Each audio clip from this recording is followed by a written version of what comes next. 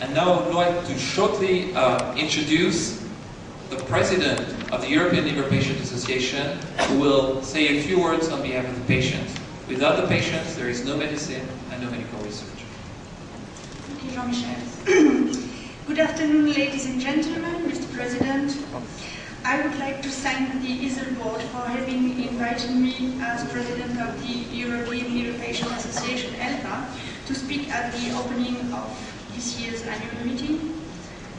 For ELPA, this meeting here in Copenhagen marks a very special occasion, since it is the first time that ELPA and also that patients are holding an actual workshop. This workshop is titled Best Practice in Raising Awareness in Migration Populations and assembles high-profile panelists from across Europe. ELPA is very grateful to EASL and in particular to its Secretary General, Professor Jean-Michel Piorkowsky, for this opportunity. We very much hope that this will be the first of a series of ELPA workshops during the EASL annual meetings and during the international liver congresses. And we look forward to welcoming many of you this Saturday at 11:15 in room F1.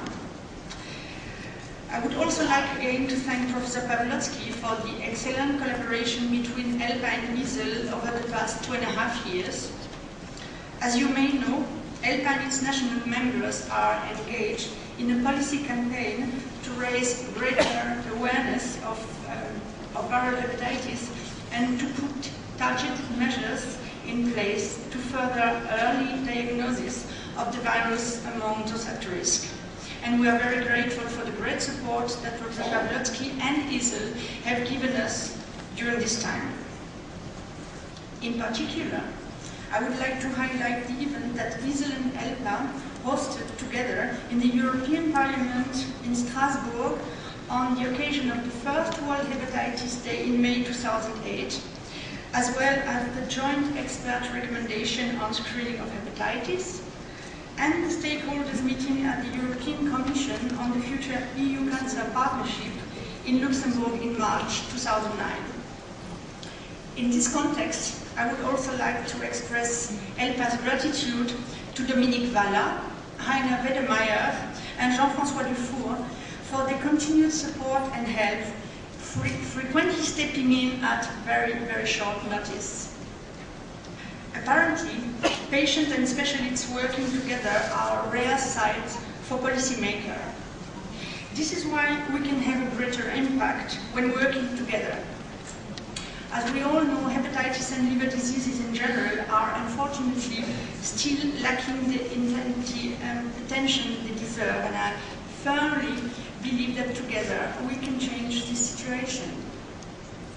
I would therefore also like to encourage EASL's national representative to cooperate with ELPA's national members.